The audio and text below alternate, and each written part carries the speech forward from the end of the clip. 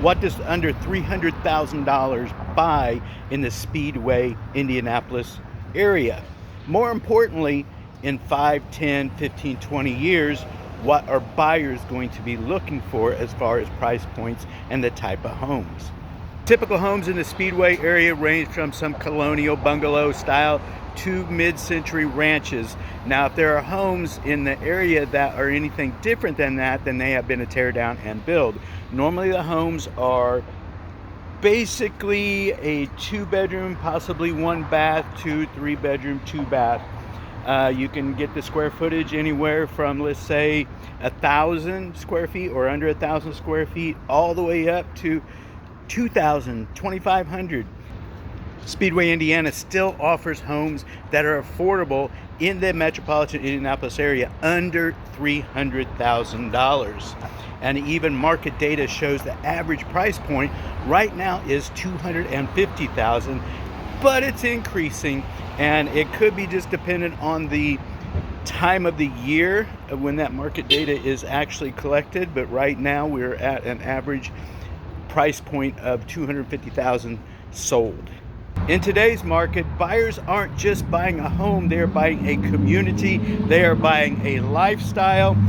You know, what is the community going to offer them? Are they going to offer them shops, parks, restaurants, things like that, walking trails? That is what people are actually looking for when they buy a property now. One of the biggest things that young buyers, especially newlyweds, whenever they come in looking for a property, they're asking the question, is this home big enough for me to expand a family in?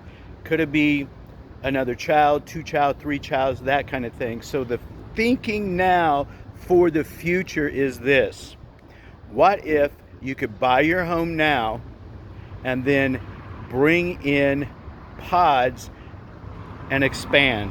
Your home could be expandable in the future, and that's what I think possibly could be happening down the road. Instead of building onto a property and then the home becomes way too big when the children move out, then the home's too big.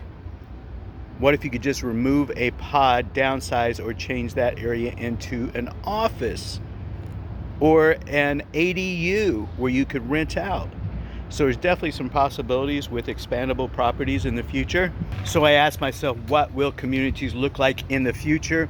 I personally think that you're going to have micro communities just like you have now as far as subdivisions, but they're going to be disconnected from a main hub. So they're going to be out further, possibly very self-contained. There's a lot of talk about 15-minute cities, but what if we do 5-minute communities where they're self-contained, they have everything you need. You don't need to leave if you don't have to, but if you want to, you have the ability, because it's going to be connected as a hub to other areas, possibly even major cities. So that brings up the question, will our future communities be more designed where you're just minutes away from the necessities that you need? Now, grocery stores really aren't going to play an important part in this, because right now you can have a lot of stuff delivered to you.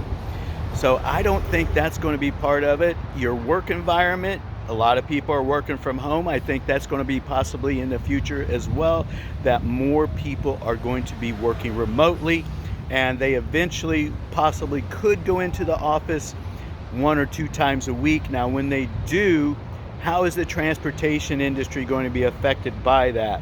Is there going to be light rail? Could there be EVTOLs that transport people to the major cities so they can go in there and work, because they're going to be out further?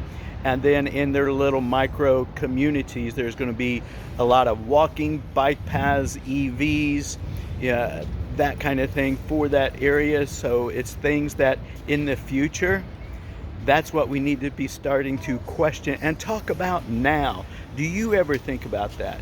My name is Devin Hunter. I'm a local real estate consultant with eXp Realty. I help buyers and sellers navigate this complex market that we are experiencing currently right now, and exploring the ideas of where communities are going to go in the future. If you're interested in buying, selling, or just talking about the idea of things for the future, feel free to reach out to me. Be glad to talk with you, and let's share some ideas. Make sure you subscribe and follow for more talk about today's homes and tomorrow's communities.